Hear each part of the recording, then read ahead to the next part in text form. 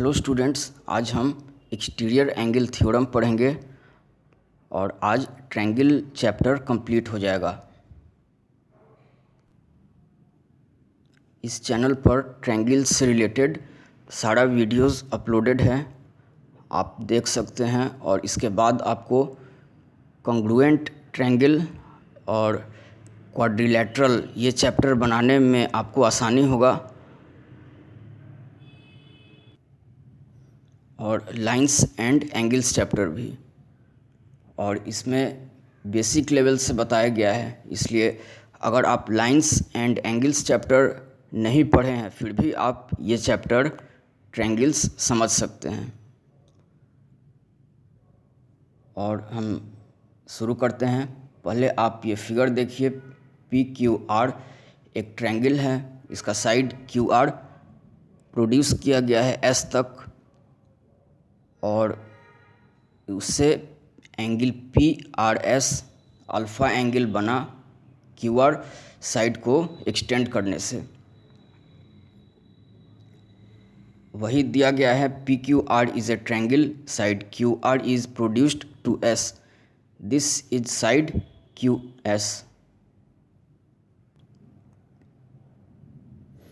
Angle made by side Q S with side PR is alpha. This angle alpha is exterior angle. ये angle alpha, ये angle triangle के बाहर है और ये ट्रायंगल के एक साइड को एक्सटेंड करने से बना है। इस एंगल को ही एक्सटीरियर एंगल कहते हैं। अब आप की पॉइंट्स देखिए।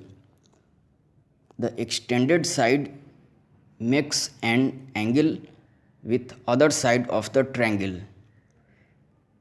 एक्सटेंडेड साइड जो है वो एक एंगल बनाता है ट्रायंगल के दूसरे साइड से, जिसको यहाँ अदर साइड कहा गया है।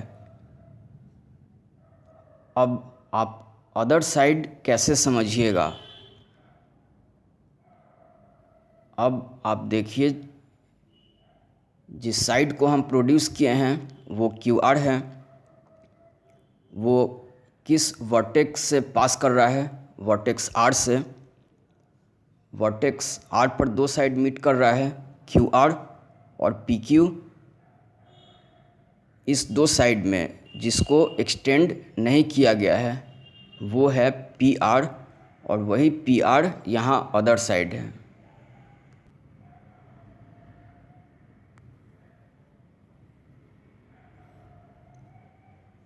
और इसमें यही दिया गया है, on that vertex two sides meet Q R and P R, Q R is extended, P R is not extended, this side P R is other side. जो साइड एक्सटेंड नहीं किया गया वही अदर साइड है। आप एक बार फिर ये देखिए, इसमें किस साइड को प्रोड्यूस किया गया है, क्यू आर को, और किस वर्टेक्स से वो पास कर रहा है, आर से। उस वर्टेक्स पर दो साइड मीट कर रहा है, क्यू आर और पी आर। और उसमें कौन साइड एक्सटेंड नहीं किया गया है, वो साइड है पी आर। तो जो साइड एक्सटेंड नहीं किया गया है वही अदर साइड है। यही इस की पॉइंट में फर्स्ट पॉइंट है, the extended side makes an angle with other side of the triangle. जो साइड एक्सटेंड किया गया है वो एक एंगल बनाता है दूसरे साइड से, और जो एंगल बना वही एक्सटीरियर एंगल है।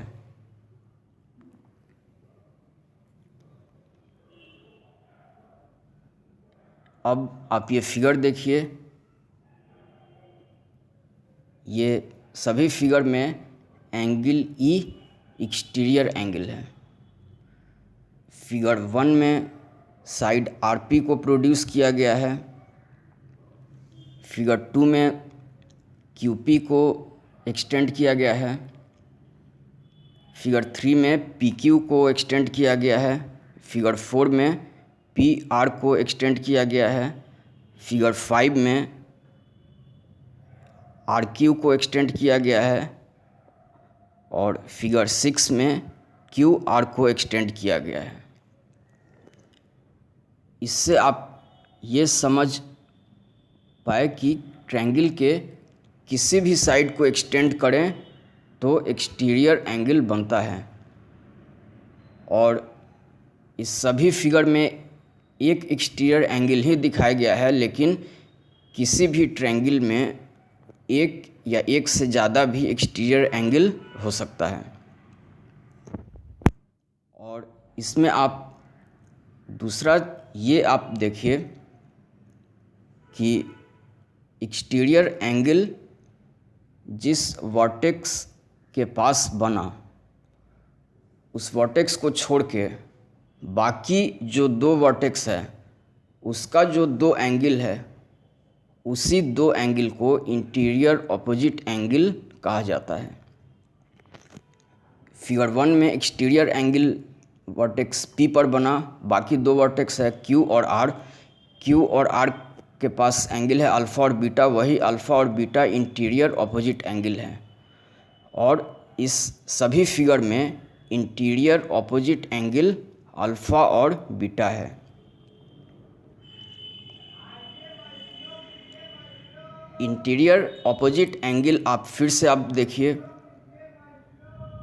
एक्सटीरियर एंगल जिस वर्टेक्स पर बना उस वर्टेक्स को छोड़ के बाकी जो दो वर्टेक्स है उस दोनों वर्टेक्स का जो एंगल है वही इंटीरियर ऑपोजिट एंगल होता है। फिगर 1 में इंटीरियर ऑपोजिट एंगल है angle Q angle R। Angle Q alpha है, एंगल R बीटा है। अब इस थ्योरम का स्टेटमेंट देखिए, if any side of a triangle is extended then the exterior angle made by extended side with other side of the triangle is equal to the sum of two interior opposite angles. इसका मतलब ये है कि triangle के किसी भी side को extend किया जाए तो वो एक्सटीरियर एंगल जो बनेगा वो सम होगा दो इंटीरियर ऑपोजिट एंगल के।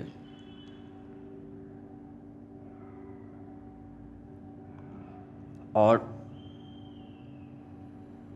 इस फिगर में आप देखिए एक्सटीरियर एंगल है एंगल E और इंटीरियर ऑपोजिट एंगल है अल्फ़ा और बीटा। इस सभी फिगर में अल्फ़ा और बीटा इंटीरियर ऑपोजिट एंगल है। इस थ्योरम के according angle E equal to alpha plus beta, क्योंकि एक्सटीरियर एंगल बराबर होता है दो इंटीरियर ऑपोजिट एंगल के सम के। फिगर 2 आप देखिए, ट्रायंगल PQR दिया गया है। एंगल P अल्फ़ा है, एंगल Q बीटा है, एंगल R गामा है। एंगल R मतलब एंगल PRQ। और यहाँ एक्सटीरियर एंगल बन रहा है एंगल PRS और एंगल PRS है डेल्टा। और साइड QR को यहाँ प्रोड्यूस किया गया है S तक, वही दिया गया है angle P equal to alpha, angle Q equal to beta, angle R equal to gamma. Angle PRQ ये गामा है और एंगल PRS ये डेल्टा है और यही डेल्टा एक्सटीरियर एंगल है। वही दिया गया है exterior angle PRS equal to delta. अब हमको प्रूफ करना है delta equal to alpha plus beta. अब आप प्रूफ देखिए, ट्रायंगल PQR में alpha plus beta plus gamma equal to 180 degree होगा। ये तीनों एंगल का सम है, ट्रायंगल के तीनों एंगल का सम। और गामा प्लस डेल्टा 180 डिग्री होगा, ये लीनियर पेयर बना रहा है। आप देखिए gamma plus delta equal to 180 degree linear pair तब बनता है जब एक स्ट्रेट लाइन हो और उसको दूसरा स्ट्रेट लाइन इंटरसेक्ट करे तो जो दो एडजेसेंट एंगल बना उस दोनों का सम 180 डिग्री होगा, क्योंकि वो एक स्ट्रेट एंगल फॉर्म कर रहा है। यहाँ स्ट्रेट एंगल है, स्ट्रेट लाइन है QS को इंटरसेक्ट किया PR। इंटरसेक्ट करने से दो एडजेसेंट एंगल बना, वो दो एडजेसेंट एंगल है गामा और delta. Gamma plus delta 180 degree होगा, क्योंकि QS एक स्ट्रेट लाइन है और गामा प्लस डेल्टा को जब आप ऐड कीजिएगा तो वो एक एंगल है QRS, जो कि स्ट्रेट एंगल है। और आपको पता है स्ट्रेट एंगल 180 डिग्री होता है।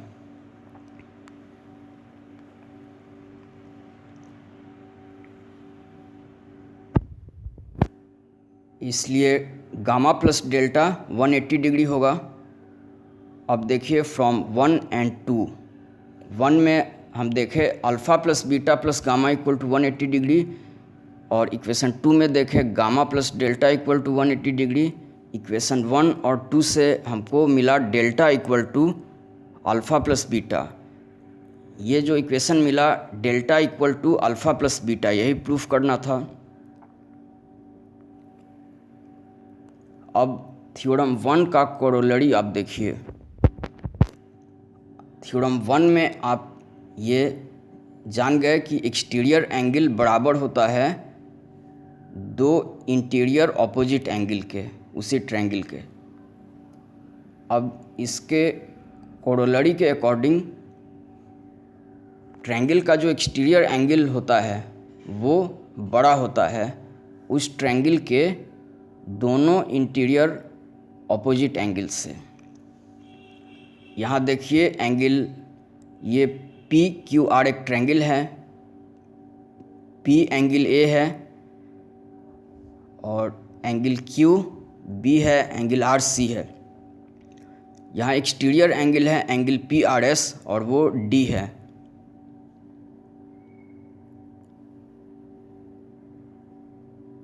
तो इस कोरोलरी के अकॉर्डिंग एक्सटीरियर एंगल D है, वो D बड़ा होगा इंटीरियर ऑपोजिट एंगल के। इंटीरियर ऑपोजिट एंगल है यहाँ A और B, तो इसके अकॉर्डिंग D बड़ा होगा A से भी और B से भी।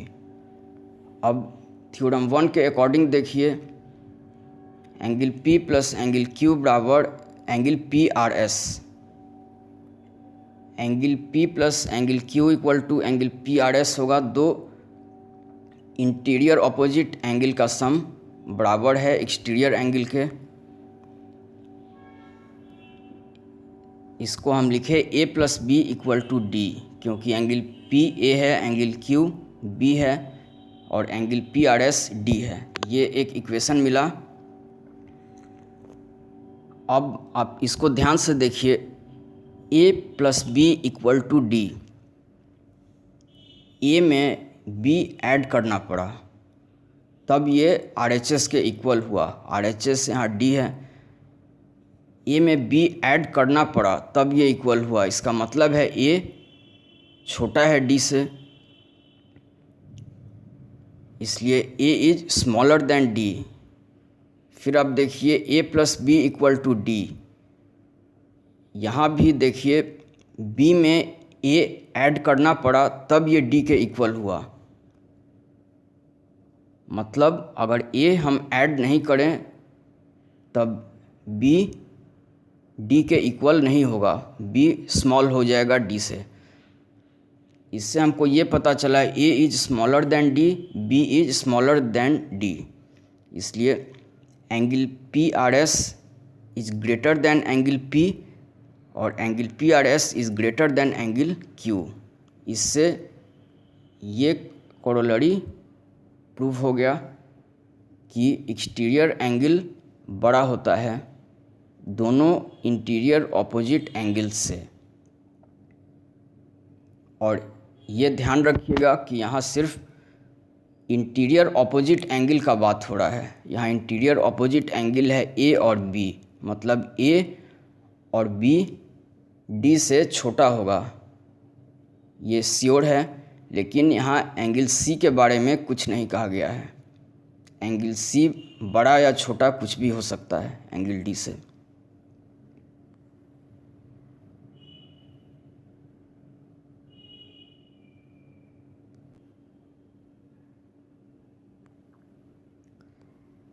अब थ्योरम 2 देखिए।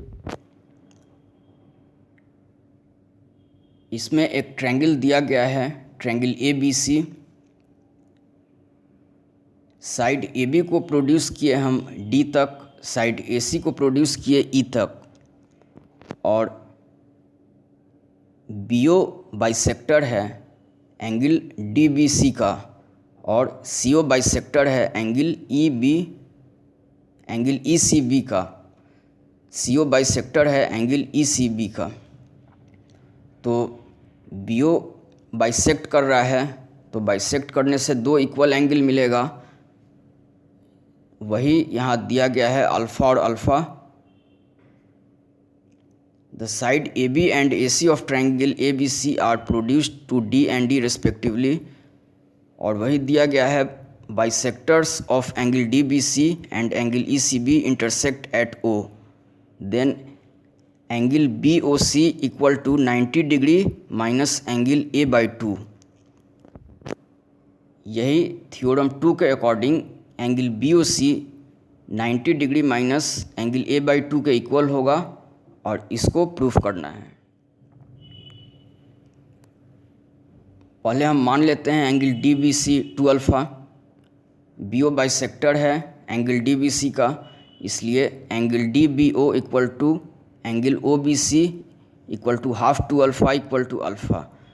फिर उसी तरह एंगल ई सी बी आप 2 बीटा मान लीजिए, सी ओ बाइसेक्टर है एंगल ई सी बी का, इसलिए एंगल ई सी ओ बराबर होगा एंगल ओ सी बी के equal to half 2 beta equal to beta. अब लीनियर पेयर का थ्योरम आप अप्लाई कीजिए। एंगल ए बी सी और एंगल डी बी सी दोनों को ऐड करने पे 180 डिग्री मिलेगा। आप इस फिगर में देखिए,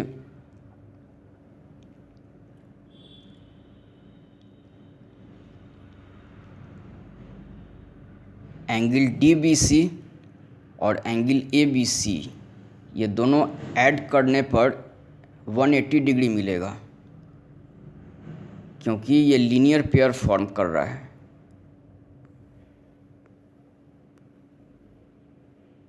वही यहाँ दिया गया है angle A B C plus angle D B C equal to 180 degree, angle A B C plus 2 alpha equal to 180 degree. इससे अल्फ़ा मिल गया 90 degree minus angle A B C by 2। फिर देखिए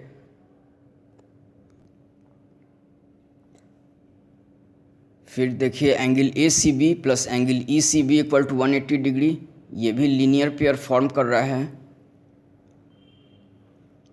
angle A C B plus angle E C B,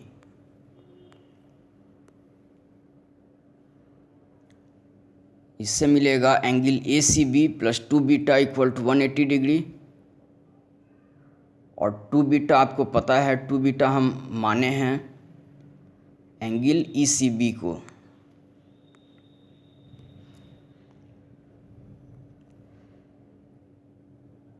इससे मिला beta equal to 90 degree minus angle A C B by 2, ये equation 2 हुआ। और alpha equal to 90 degree minus angle A B C by 2, वो equation 1 है। अब triangle B O सी देखिए। Triangle B O C, इसमें angle O B C alpha है, angle O C B beta है। इस ट्रायंगल में एंगल सम प्रॉपर्टी लगाइए, तीनों एंगल का सम 180 डिग्री।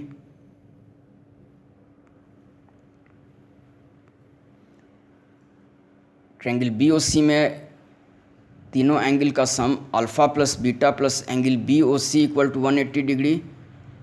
अब इस इक्वेशन में अल्फ़ा और बीटा का वैल्यू पुट कर दीजिए, जो इक्वेशन 1 और 2 से मिला है।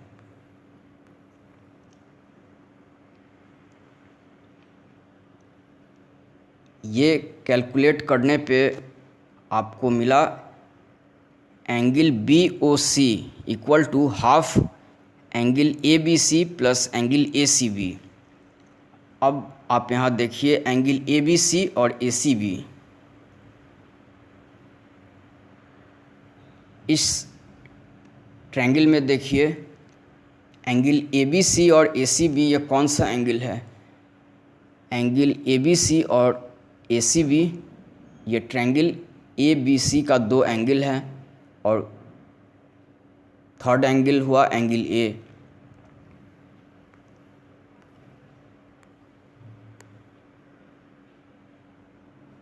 वही यहाँ लिखा गया है two angles of triangle ABC और थर्ड एंगल बचा एंगल A। दो एंगल को यहाँ ऐड किया गया है, तो 180 डिग्री में से आप थर्ड एंगल माइनस कर दीजिए तो वो दो एंगल का सम आपको मिलेगा। वही यहाँ दिया गया है angle BOC equal to half 180 degree minus A equal to 90 degree minus angle A/2। ये प्रूफ हो गया। आप ये फिर से देखिए angle ABC plus angle ACB, ये ट्रायंगल ABC का दो एंगल है और थर्ड एंगल है एंगल A। और इस दोनों में थर्ड एंगल A अगर ऐड किया जाए तो 180 डिग्री होगा, इसलिए इस दो एंगल के जगह पे 180 डिग्री माइनस एंगल A भी लिखा जा सकता है।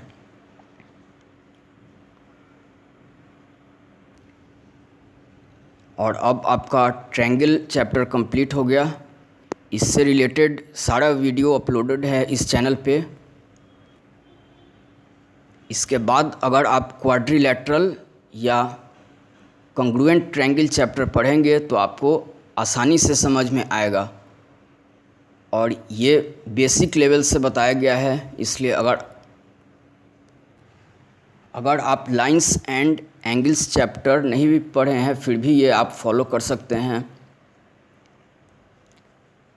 और नेक्स्ट क्लास में हम शुरू करेंगे लाइंस एंड एंगल्स चैप्टर।